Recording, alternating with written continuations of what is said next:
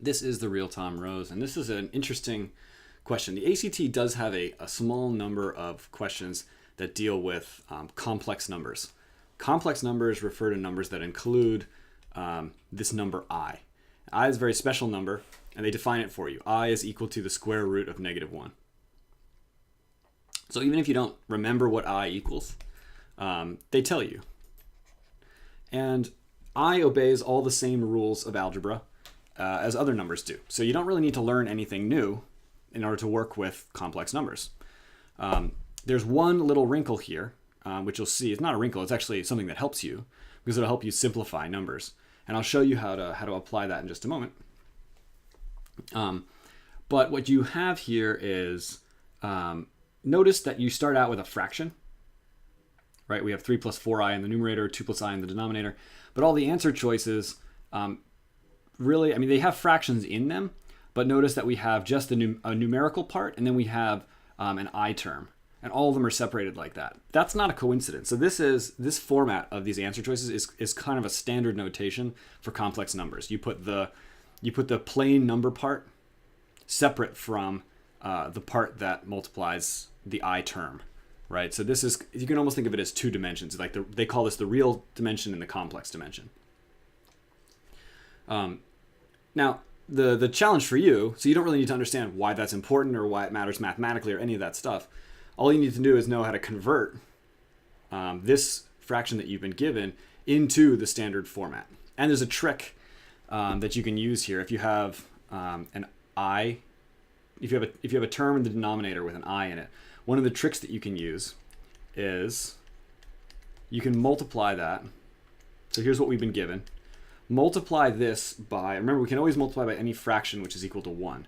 So I'm going to multiply by a fraction that I'm going to make up, which is 2 minus I. 2 minus I over 2 minus I, right? Which is totally fine because that's the same as multiplying by 1. But I picked that fraction specifically because it is what's called the conjugate of the denominator. So basically I just took the exact same term, but I changed the plus to a minus. If you had a minus, you would change it to a plus, right? That's called the conjugate. You flip the sign. Now what you can do, and you'll see why this is relevant in a moment, is we're actually going to FOIL both parts of this. So we're going to, let's FOIL the numerator first. So you have 3 times 2 is 6, plus 4i times 2 is 8i, minus, let's do the outside, which is minus I times 3, which is minus 3i. And then let's do the last terms, which is 4i times negative I, which will be minus 4i squared. Okay, and then let's divide that by, this is that standard trick. This is the difference of two squares thing, right? So this is coded, right? I'll write up the formula up here. X squared minus y squared equals x plus y times x minus y. So we know that this is going to be 2 squared minus I squared. Okay, now how does that help you? You might say, well, it looks like it's getting much worse.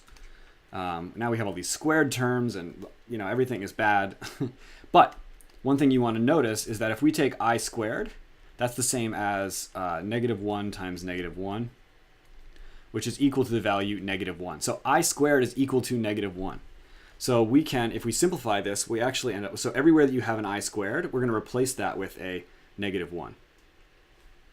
So what this actually becomes is 6, and I'm going to combine these terms. So 8 minus 3i is 5i, 6 plus 5i, and then this minus 4 times -1 actually just becomes plus 4.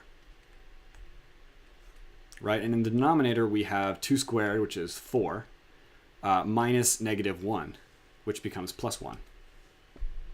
So continuing to simplify, we will end up with 10 plus 5i over 5, which is equal to 2 plus I, which is the fourth answer choice. Woo!